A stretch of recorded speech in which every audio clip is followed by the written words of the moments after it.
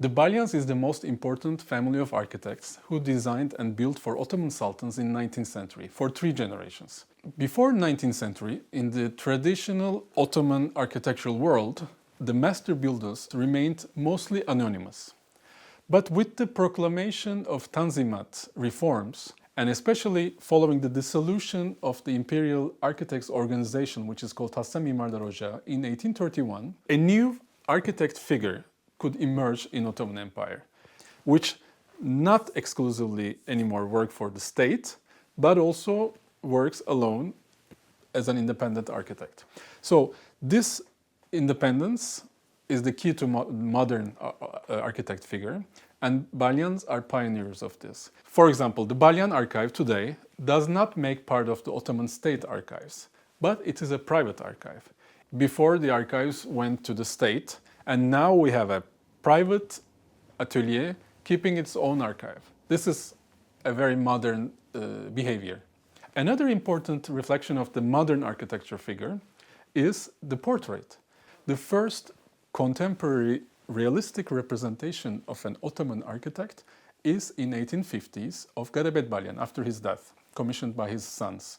Then we have the use of photography, means of publicity, but also means of self-promotion. For example, we see Sarkis Balyan preparing large prestige albums of Çırağan Palace after it was completed, and he sends it to different royal families around the world, to Russia, to England, to France, and so on.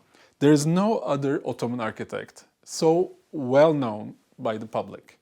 His physical features are published by engravings in periodicals and newspapers frequently. So his face as a star architect became widely well known to the public, which is again a reflection of modernity of Ottoman architect. So it's no more anonymous figure, but it's a well known and well respected figure of Ottoman social life.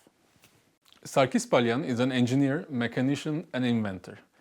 During the research process, we could find his inventions, his patents in Bibliothèque Nationale de France. It is extremely important to know that he was an inventor as well. His interest in mechanics enabled him to revolutionize completely the Ottoman architectural world. He is the first one to import steam engine machines to Istanbul. He's the first one to use crane and excavator, which revolutionized the Ottoman construction world. For example, we know that Dolmabahce Palace took 13 years for its construction before Sarkis Balyan.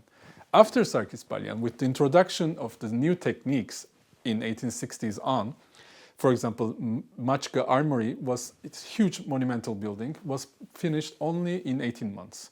So this revolution, we can call, is thanks to Sarkis Balyan and his interest in new technologies. The Balyan architectural practice, which starts with Kirkor Balyan and finishes with Sarkis Balyan's death in 1899, shows us or makes us understand the perfect transformation of the architect figure in Ottoman Empire. So we see the transformation of the architect figure in terms of technology, in terms of representational tools, in terms of bureaucracy, and in terms of acceptance as a well-known figure in Ottoman social life.